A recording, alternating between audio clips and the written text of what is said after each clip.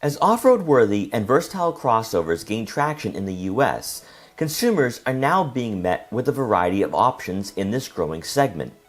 In a market that was primarily dominated by Jeep and Subaru, new manufacturers have entered the mix to help shape and mold rugged vehicles into being great year-round daily drivers that can tackle the elements while still being family-friendly at the same time.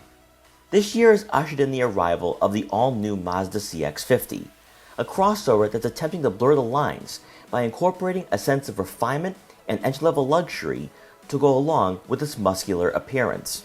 Subaru, understanding that Americans are increasing their demands on what an SUV should be in 2022, introduced the all-new Wilderness trim for the Outback and Forester last year to offer loyal buyers improved capability with higher ground clearances, stiffer suspensions, all-terrain tires, and aggressive exteriors that can handle the obstacles you'll encounter on the paths less traveled. The question is, how does the new CX-50 stack up against the Outback Wilderness? And should you consider either of these vehicles if you're in the market for a new crossover? Let's find out. With crossovers and SUVs, regardless of how versatile they are, brands are insistent on using plastic molding for the front and rear bumpers and wheel arches. If a vehicle has the capability to take on some light off-roading, you expect designers to not waste an opportunity to add aggressive and rugged aesthetics. And this holds true for the Subaru Outback Wilderness, as the molding for the front fascia beefs up this crossover to assure consumers that it's not just built for grocery shopping. It's a family hauler that will get you to your destination, even if that place is over the river and through the woods. The additional ground clearance is immediately noticeable, and there's no mistaking that this Outback isn't a lifted station wagon. Providing some uniqueness to the Wilderness will be copper accents that indicate tie-down points, but you'll also have trim-specific badging and new placements for the LED fog lights to provide better illumination on trails as you traverse over rocks and ruts. Subaru's first real attempt to go after Jeep and the Ford Bronco Sport has led them to shift gears, where the Outback is no longer just another crossover on the market, and instead it will fit right in with the other off-roaders, as the plastic molding along the side and rear will minimize scratches to the paint when going through mud and dirt. The rear fascia is similar to up front, as it follows the same design path, with the cladding integrating into the LED taillights. What may catch your eye is that unlike other Outback models, the dual exhaust outlets are visible, which is a nice attention to detail for this model. The Mazda CX-50 may have cosmetic styling cues that will insinuate ruggedness and durability, but it's not as blatantly obvious, which is why many have questioned whether the CX-5 is getting replaced in the near future.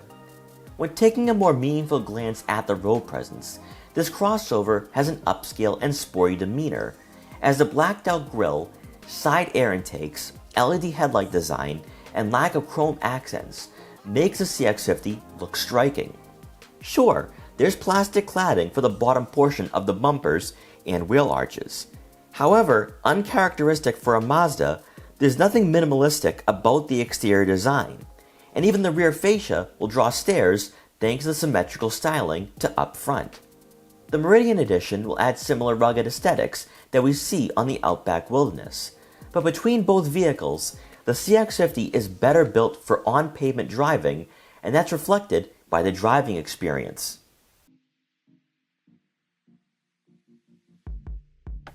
This new wave of crossovers that includes the Ford Bronco Sport, Forester Wilderness, and even the slightly refreshed Jeep Compass has quickly changed the perception of off-road capable vehicles, where you and your passengers are going to receive the creature comforts, softer touch materials, and a driving environment that's no different than the SUV that's currently in your driveway.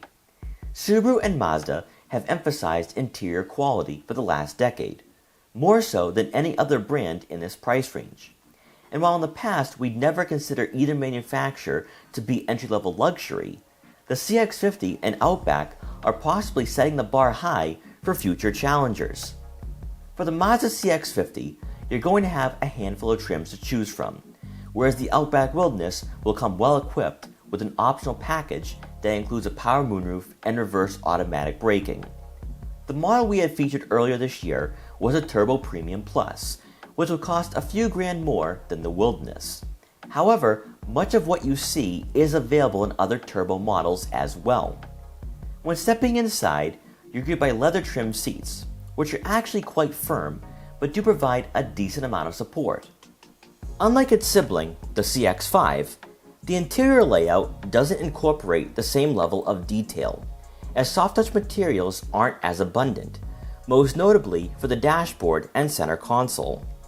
As we see across the board from Mazda products, there'll be a rotary dial along with quick access buttons to help you navigate your way through the different menus.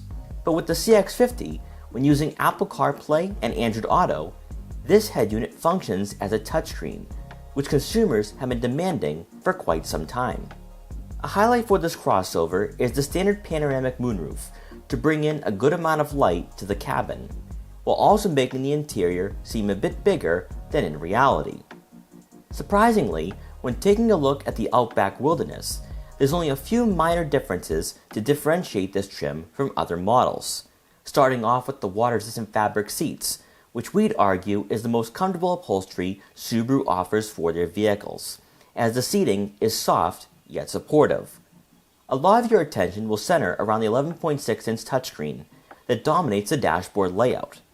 Rather than relying on buttons, many of the settings can be accessed by using the head unit, including the climate controls, which can be found at the bottom of this user interface. An aspect about the Outback's interior that will get overlooked is the soft touch materials found throughout, and that's been a focal point for this generation now that it's built on Subaru's global platform. Buyers will find that the cabin is accommodating, especially up front. However, what makes the Wilderness trim great is that from a driving environment perspective, the rugged attributes don't translate to the interior, so drivers and passengers will still feel comfortable and secure. SUVs that are specifically designed to take on a variety of terrain, such as the Jeep Wrangler and Ford Bronco, certainly won't provide the most plush or comfortable ride quality, and that's matched by the hard-touch trim pieces for the interior. However, for vehicles like the Mazda CX-50 and Subaru Outback Wilderness, they can fill the role as being your daily commuter and grocery getter during the week, and the off-roader for that weekend getaway. Yet with that being said, compromises will have to be made, and specifically for Subaru buyers, the Wilderness trim is not your average Outback. Starting off with the powertrain, you'll have a 2.4-liter turbocharged boxer 4-cylinder engine that produces 260 horsepower and 277 pound-feet of torque, and is paired with a CVT. Despite the transmission getting a bad rap among automotive journalists, Subaru's continuously variable transmission does mimic gear shifts to provide some engagement, and you will have paddle shifters if you prefer more of a traditional feel as you accelerate. But where the Wilderness trim deviates from the rest of the Outback family is with the lifted suspension, all-terrain tires, and 9.5 inches of ground clearance, all of which alter the driving characteristics substantially, as the Outback loses its car-like on-road demeanor, while also sacrificing the quiet cabin Subarus are known for, and there's going to be a considerable amount of body roll during cornering at higher speeds. When traversing over imperfections on city streets, you will feel the bumps and jolts, so keep in mind that the Wilderness trim is not just a more aesthetically pleasing Outback, as the off-road upgrades do have an impact on your driving experience.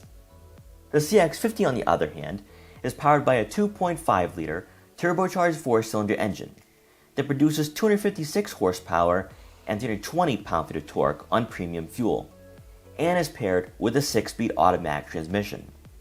On lower trims, a naturally aspirated 4-cylinder comes standard, which does open the door for a future comparison against the Forester Wilderness. For their first entry in this segment, Mazda took a different approach by not taking risks, as initially the CX-50 will drive very much like a typical compact crossover, resembling the CX-5 to a certain degree with its athletic handling. Immediately, you'll notice that the CX-50 has a very heavy steering feel that quite frankly we had to get used to, as it was unexpected for a crossover in this market. While the suspension was harsher, you won't get thrown around on a daily commute. And surprisingly, the CX-50 did feel at home on the pavement.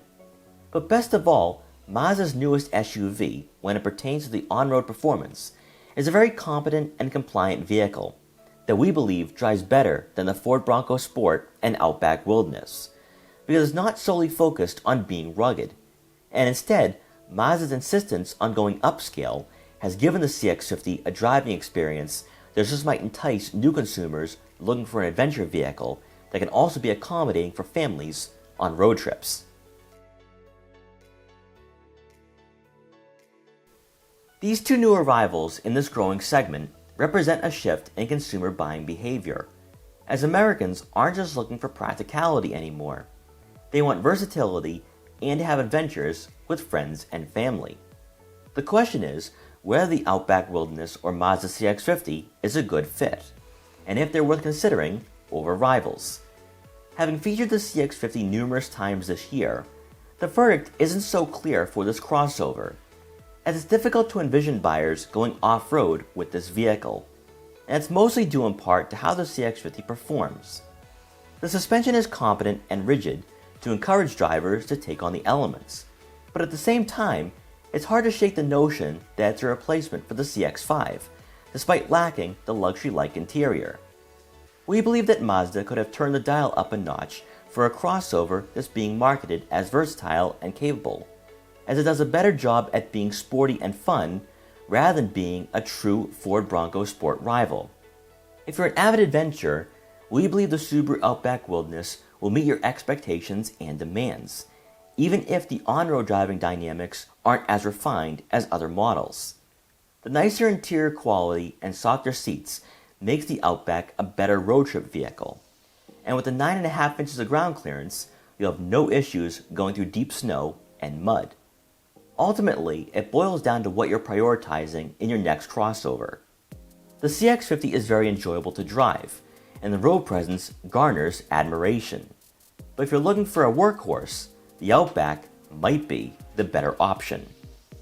We hope you enjoyed this comparison between the 2023 Mazda CX-50 and 2022 Subaru Outback Wilderness. Please like, comment, share, and subscribe for more videos like this one.